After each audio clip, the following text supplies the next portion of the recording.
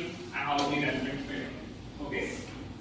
So let's start by what is creativity. Now, by definition, there's something, like you're innovating something that previously doesn't exist. You're creating a solution for something when you find as a whole and it requires a solution. Or you're making a solution for something that already exists. So the solution exists, but you're presenting something that's a better solution, correct? So now if you're talking in terms of tech, let's say like you have a cloud platform. You see that there's Google Cloud, they're offering you so much storage. If you can give a solution that provides the same services for a lesser cost, now that is more cost effective for businesses. And that's the idea where you can put your creative solution. Correct? So creativity for us who are in the tech field or who want to get into tech is extremely important. Correct? We need to be creative in how we approach problems, how we tackle different solutions. Now, one of the main ideas where the creativity is extremely relevant to us is of course startups. Correct? So every startup is a creative, innovative approach to a solution which probably didn't exist previously. And they're making now millions of dollars. All across India, you have Byju's, which are now falling. But you have other startups where creativity is the only thing that's getting them money. Correct? They are approaching a space that had a void before, and now they're trying to fill it with a solution. But like talking from a firm's point of view, how many of you all here are going for placements? Like even if it's a long shot, I know you're in second year, I don't know if you are going for high studies or whatever. But how many of you all think you're going to do placements? Correct? So now these hands now. By the time you're reaching fourth year, there'll be 90% of you all will do placements only. They're like, I studied think the thing is with even in placements, the amount of you all that will probably go into startups or the some of you all want to start their own startup, that's going to be a very small minority. Correct? So how does creativity matter in that scenario? Well, actually, it matters even more in the other scenarios. Like, let's say you're just going to just a random tech job. How many of you all here have interviewed for any tech companies for an internship or whatever? Show hands. Any like tech interview whatsoever? Probably none because you're in the second year, correct? Correct, not interview or whatever. But as you progress, right, in your third year, if you're going to approach companies for internships and all, you all have heard of a technical round? Yes. Correct? Yes. So, what is the technical round? It's basically, they ask you, they give you a problem, you have to pose the solution. Correct? So, in the technical round, that like you can have it over a computer, you give the solution, they are like, the computer itself has test cases, they're like, okay, you pass, you fail, whatever. However, every company, okay, when you're going for a job, when you're going for a good role with a good pay, they are always going to have a human intervention. So, as in human person-to-person interaction when they're taking you into technical and HR. So, the technical aspect, how it works is that the interviewer will ask you a question, like on the spot. So, I can ask one of you all. You all have done this, correct? Yes. Yes. Yes. Perfect. Okay, so who would like to try? There's no code involved, just thinking. Okay, so let's say if this is an actual technical problem which I asked, like in interviews I have also been asked. So let's say you have an egg, right? And you have a building which has infinite number of floors. Okay, you have to take the egg and go to each floor and drop it. Okay, and you have to find which floor the egg breaks at. Now this egg is put up. Short. It will not just drop and it will break. At some flow between 0 to infinity, it will break at some point. And after that, of course, every flow above that will break. Any flow under that, it won't break. Correct? So you have to find which flow it will break. So what is your approach? How will you find them? Anyone can answer, but I'm pretty sure you have already done this one.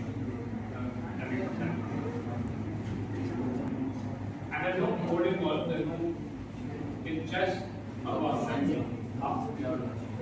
Yeah, it's all about it. So just just give me any solution to the problem. How would you find that this flow the end of it?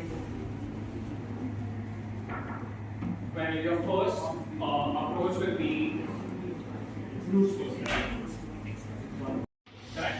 And that's how, even though we have AI, we don't need to be super dependent on it. Now, for instance, I know many of you all probably in tracks. When you all said, go home and do, everybody is GPT now. Full our assignment, lab assignment, just put in GPT, copy paste the answer, give it.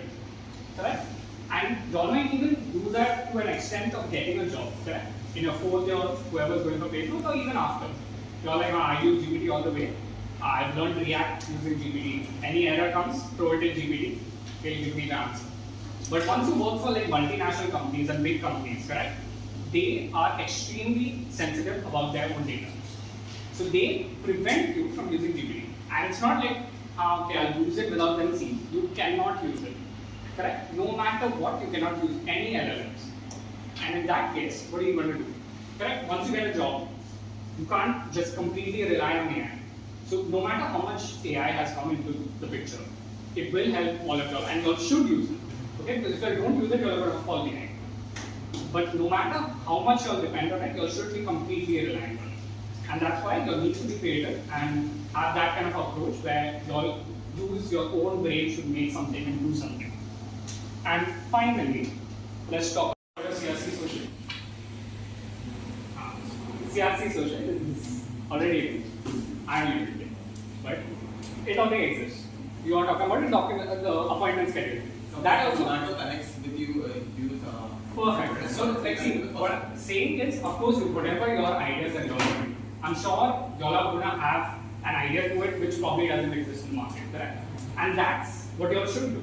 That should be your approach to when you're giving a project. Because let me tell you, you'll have an entire year to work on a project, correct? You don't get this time with any other project. You can do side projects and all, but you're not going to be able to invest so much time into it. So when you're selecting these mini projects, correct? I would suggest choose something which doesn't exist, okay? And not even that far. You look around your college. What are the problems you probably see? Okay, the teachers are taking attendance, they are taking that sheet, people are proxying, teachers are getting angry, they are shouting at you. Make an attendance application for the college. Or now when you're looking at for jobs, correct? The companies are approaching our college. They are coming to the college, like, you know, with these criteria, this, that. You know how the fourth years get this information? By WhatsApp. Each company goes to the TPO sends WhatsApp message to us. We have to fill a Google form. Such an arduous process. So if someone came up with a solution where directly a company just goes to the portal, puts their criteria and reaches the students which are eligible. Perfect. So if you are getting an opportunity to choose a mini project, might as well be creative and find a problem which exists in like your own college, something you face, you're like, acha, we were thinking about this also initially. You know how this Xerox shop which was done, this was not always there. It just came this way.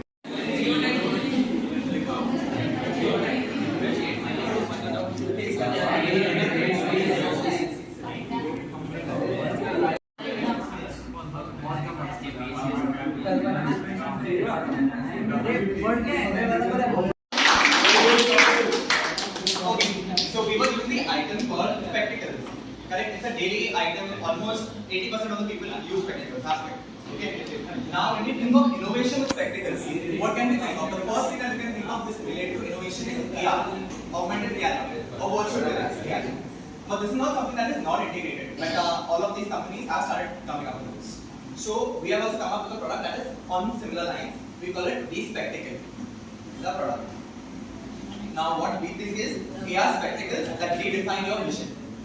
Basically the first thing that we do is smart scan. So objects in your day-to-day life, when you walk and if you see someone who's wearing a cool pair of shoes, doesn't matter. Now Cyrus Ubia, I love this pair of shoes today. I wanted to know what pair of shoes these are. I can just look at the shoes and my glasses can give me a product description of it. Now at the same time, इसका idea था कि your glasses turn into an Iron Man suit. बहुत अच्छा idea था but implement नहीं. So what we thought is, I look at the shoes, they give me a product description. अभी मैं सिर्फ product description लेके कुछ कर नहीं सकता. So what then further it can do is, it can connect with your Google Maps, e-commerce shopping, and it can give you the price, a price comparison. Because we all love to know Amazon पे क्या price है, Flipkart पे क्या है, किसी website. Other than that, it can have Google Lens integration.